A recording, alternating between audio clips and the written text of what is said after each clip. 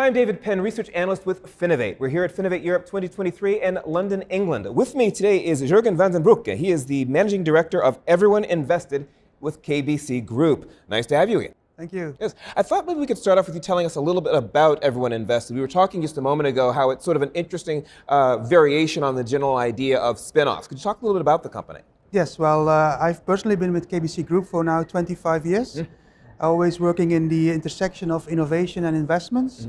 And my previous role was heading the innovation team of KBC Asset Management, where we helped the bank to generate basically more fee business, just sell more investments through their mobile app.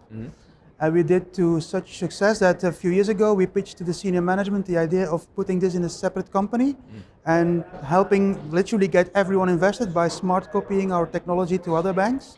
So that's what we have been doing since 2020 as a company, everyoneINVESTED, still owned by the bank, but acting in all independence. We are operating out of the public cloud and we are smart copying to other banks to get, well, everyone invested. That's basically our mission. Yeah, very, very interesting. You were talking about how often it's the case that the bank goes out and gets the fintech and brings the fintech in, and how this is a reversal where the fintech sort of leaves the bank, not 100% leaves the bank, but sort of emerges for the bank to go on its own. What are some of the advantages of being out on your own, sort of out from under the shadow of KBC in that respect? Well, I think the big advantage and the big differentiator with respect to other fintechs is that we can openly share the KPIs and the proven business impact of what we do. I mean, the things that have failed at KBC, we're not going to put them to the market. So unlike another fintech, sometimes it's not about selling a dream of what we think might work. No, we have been able to develop and test all these technologies in the, well, comfortable setting of a conventional bank, and now only bring the winners to the market. Yeah, very interesting. Talking about the market, quite a bit of competition in the fintech space. One of the things I wanted to talk to you about was the idea of partnerships and the role that they play. Could you talk a little bit about that? Yeah, well, at everyoneINVESTED, the team is still literally the people that were in this innovation team for more than a decade. So we know each other very well, we are very complementary, but we're also very small. I mean, we've deliberately keep on focusing on the IP, on the business content, mastering the regulatory requirement like MiFID and customer duty, and we partner with other companies that bring complementary skills that we lack. For example, the development, the maintenance, the hosting of our cloud platform, that is done in partnership.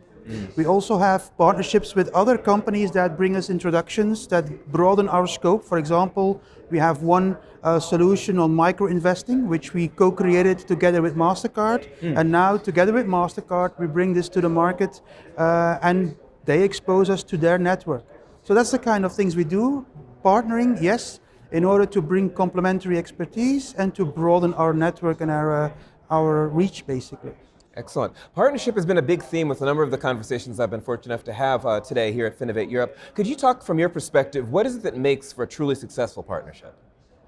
Well, as with anything in life, also in fintech, I think it has to be a win-win. So what does that mean? Like I said, we have to, as partners, be into the collaboration with an idea, okay, we will add both something to our offering, to our skill set, and so on. And ultimately, with the banks that we collaborate with, you can either call them clients or you can also look at them as partners, because they should be, like ourselves, into this for broadening their investor base, acquiring more investors through their digital distribution channels. So that's the win-win that you should have there. I mean, ultimately, bottom line, strategic alignment. Yeah, absolutely. What would you say, one of the things I find interesting about partnerships is often they bring together companies that you say are able to find at least what they believe will be a win-win outcome for the two, but often the companies themselves can be different in terms of their own cultures, their type of leadership, but also importantly the different sorts of regulatory structures that they may have to exist under. How do you sort of marry some of those things where the regulatory side for one company might be very different from the other? How do you manage that? Well, everything you do in the space of investments, like what we operate in, that's very much regulatory burdened. I mean, the advisory, the MiFID in Europe, or IDD for insurance, or in UK you have customer duty. Those are all intended to be, to ensure that the digital process, if there's no advisor assistance, that it adds to investor protection, and that you don't give just easy access to the wildest trading platform, so to speak. So there, the regulatory guidance is something that actually has helped us as Everyone Invested, because again, our experience of the many years has been to talk in the language and with the vocabulary to risk, legal and compliance teams in getting this passed through their internal approval processes. So that's actually one of the criteria where our partners select us on, because we are just much more than a technology company. We have roots in the business, which means also in the regulatory requirements for the processes that we make. Very interesting. I'm just curious, just by way of wrapping up, what are some of the things that folks who are paying attention to Everyone Invested might be able to look forward to over, say, the balance of this year, or maybe even into next year? Well, we have we have been starting up in 2020, so 3 years ago, and initially our go-to-market strategy was to smart copy to other banks what we have deployed successfully at KBC. Right. We have been broadening that strategy now. Now we are also more and more addressing wealth managers, asset managers that service direct clients themselves. Okay. More and more they want to do that also in a digital way. So that's something that we have been working on. We have some announcements coming out soon on partnerships, particularly in that area. And the next step is that we also are having some European ambitions for some of the tooling we have. For example, in support of initiatives like the one that since a few years, the European Commission, for example, have what they are called their retail investment strategy.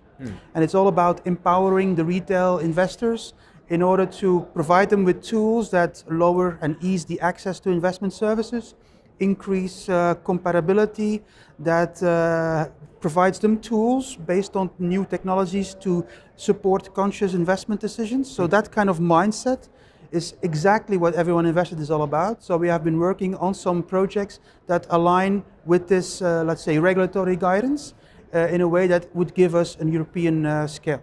Very interesting, very interesting. Well, definitely something we're all going to be looking forward to in the months and years to come. Thank you very much. Thank you, and thank you as much as well.